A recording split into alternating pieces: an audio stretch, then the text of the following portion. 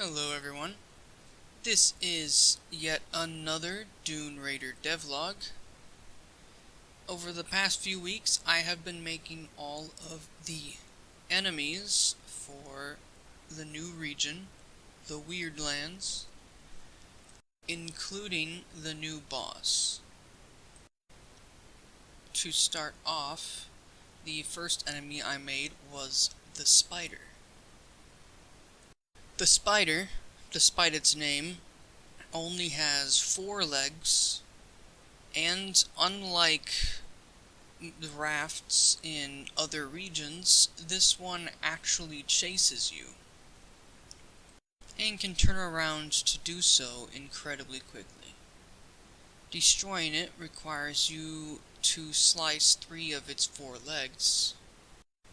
This is much easier to accomplish with the auger or the fire scroll, but it is possible to beat with just the spear. But like most enemies in this region, having equipment makes things significantly easier as we approach the end of the game. The second common enemy for this region is the dragonfly.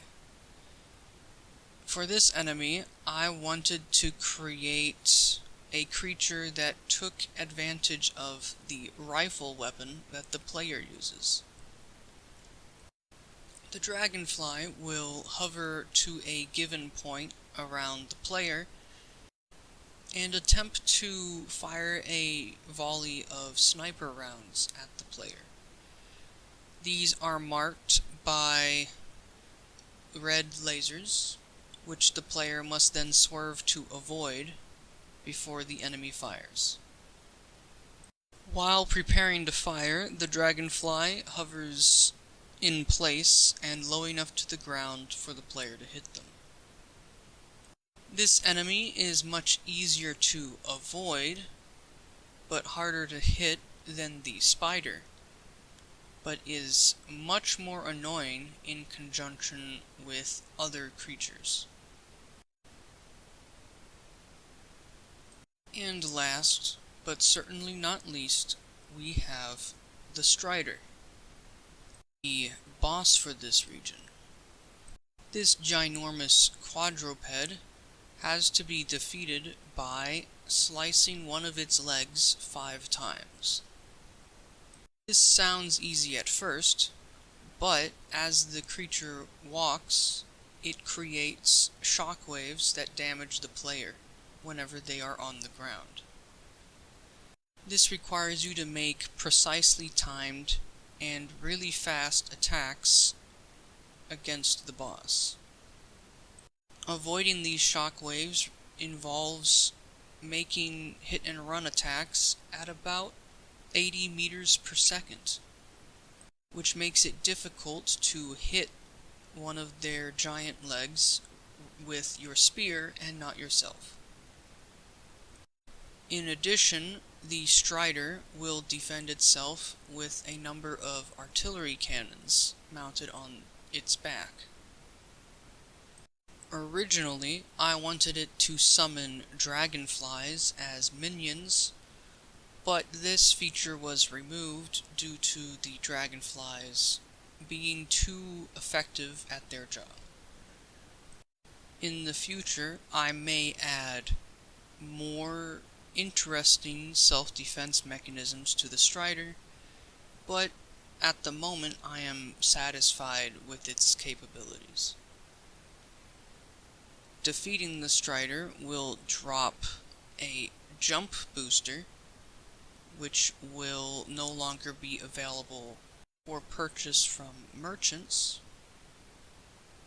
and this item will make it easier to defeat other Striders in the future, as well as avoid obstacles, as the jump booster has always done.